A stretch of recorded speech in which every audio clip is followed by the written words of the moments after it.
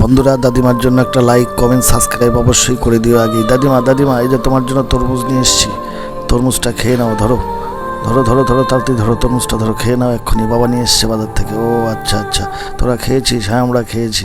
দেখো, খেয়ে দেখো কেমন, দেখতে তো ভালোই মনে হচ্ছে। ওহ, খুব সুস্বাদু, খুব দারুণ। একই দাদিমা, তোমার জুতোটা তো ছিঁড়ে গেছে, জুতোটার কথা বাবাকে বলো নাই?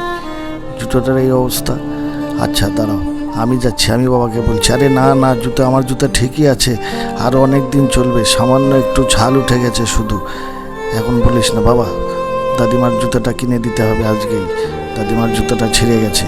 আরে তোর দাদিমা বুড়ো হয়ে গেছে, এখন কী হবে তোর দাদিমার জুতো দিয়ে? তোদের দরকার এখন, তোরা বাইরে টাইরে যাস, দাদিমার দিতে হবে না। এটা কথা বললে? দাদিমা বুড়ো হয়ে গেছে, ঠিক আছে, তোমরা যখন বুড়ো হয়ে যাবে তোমাদেরও আমরা ছেঁড়া টেরা পরায় রাখবো। এখন আমি আমারটাই দিয়ে আসছি।